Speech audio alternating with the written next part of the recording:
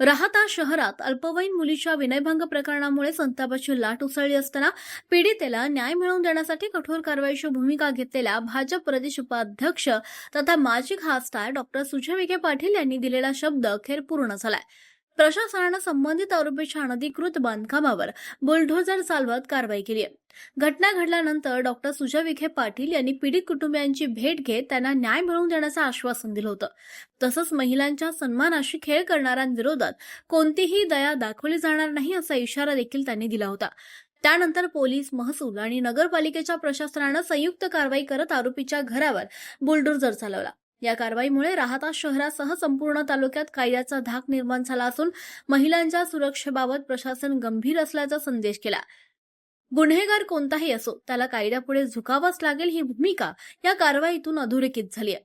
Doctor Sujay Vikhe Patil यांनी याप्रसंगी प्रतिक्रिया देताना म्हटलं, पीडितेला न्याय मिळवून देणं आणि समाजात सुरक्षित वातावरण निर्माण करणं ही आपली जबाबदारी आहे. महिलांवर अत्याचार करणाऱ्यांना कोणतीही माफी नाही.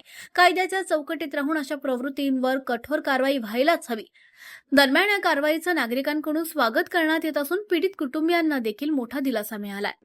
मी 340 प्रति आणि गोदावरी वसाहत प्रति फार संयमाने घेतलेलं आहे. प्रत्येक मुलीची सुरक्षितता ही सुजय विखेची जबाबदारी आहे. मी तुम्हाला सगळ्यांना शेवटची विनंती करतो, शेवटची.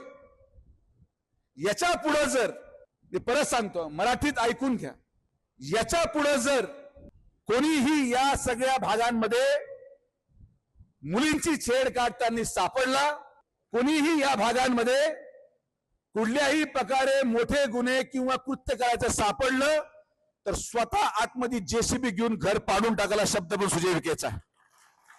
मी जे बोलतो ते तुम्हाला करतो, लक्षात घ्या. माझा नाद तर कोणी केलाच नाही आजपर्यंत आणि कोणी करू पण नका.